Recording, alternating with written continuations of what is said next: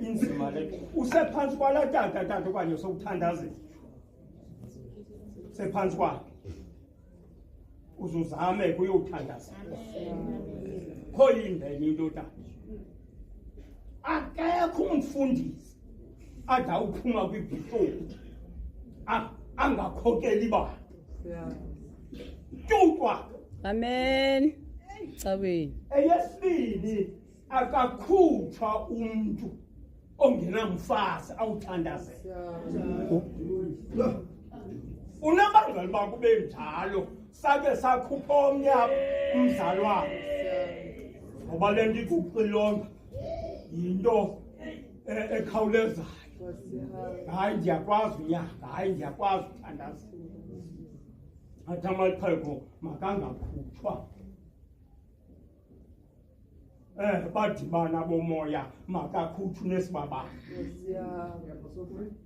xa ugqibileyo ukwenza umsebenzi kaThixo nenyama izawuthatha indawo yayo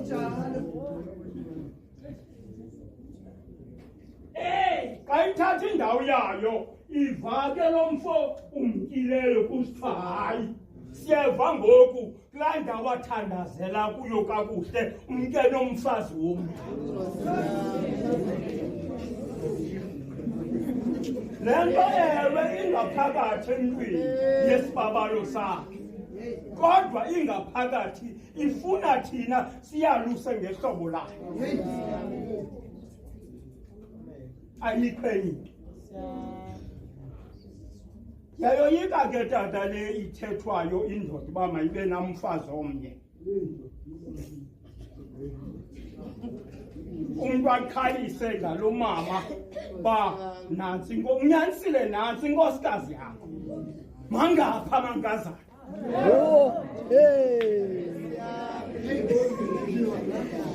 ingxaki lapho ngoku kuthukwa lo mama ngesizathu sakho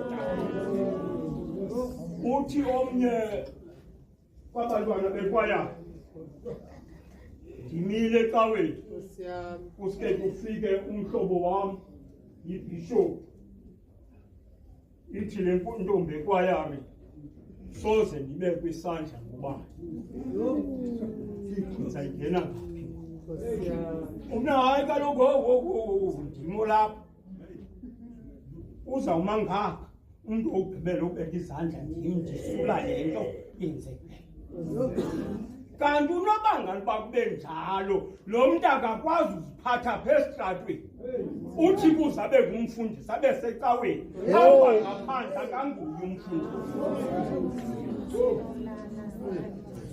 ebugqirheni bantu bakwethu bakwazi uziphatha ziyemka indaba ufuneka ukwazi uziphatha okanye uthi xa ungena phaa ukhangelwe ibeba uba mayikutye kuqala dani uzowuphatha abantu bakathini sena lapha ecaweni ubulapha etrongeni uphume ukugoduke xa ubuyayo siyakutshiza sikunike ibhafu because asikwazi uba uphethe njani uziphethe njani hambani ke bantu bakwethu hambani niyowenza umsebenzi kaThixo ya mama ungamkhoqi utata yazi akho abantu basithuka njengomama athi rha ndizamfela into yiyo apha endlini because waziwa nguye le nto sekufuneka siyithethe siyazigcina thina ngapha kodwa abanye ngapha bazigcine amen mncede mama uyawuthi kuzaphakama utata aphakanyiswe nguwe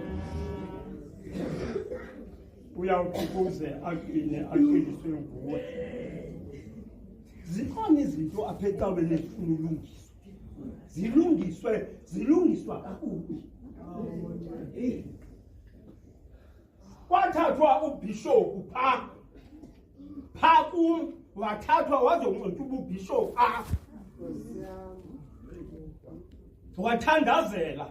wathandazela ukufumana umsebenzi wayishiya inkosikazi ebobosi ndinomgidi apha ubuya lenye inkosikazi ngayo. Hayi izinto zale cawa zimdaka zifuna ulungisa. Wayito wayibisho ubafana uyabuza kum ikutheni ungasixeleli. Ithi le ncwadi kayileswa mayibe ngumntu ongqilwana phekuhlaleni. Nibe phekuhlaleni no simele umenza inkokheli ngoba imisebenzi yakhe iyabonakala enakasihlazi bantu. Cha asiyenzi lo. Phamba sikunxibe bekumeba sikhupha amadoda amathathu nobamane omama ayongena phaya ekuhlaleni kubuzwe ngawe.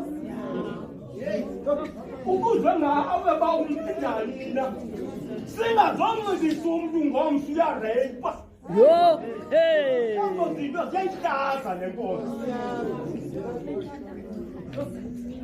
Mama uMazibulo sasihlala 7 years.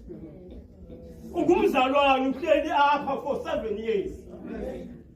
Uzawuphinda uhlale another 7 years ungeniswe buvangelini. Ukwenzela uba sikese ukujonga into njani. Izinto kaloku ziyaziphucuka. Ekumele uba ke xa ziphucukayo nathi siyaziphucuka.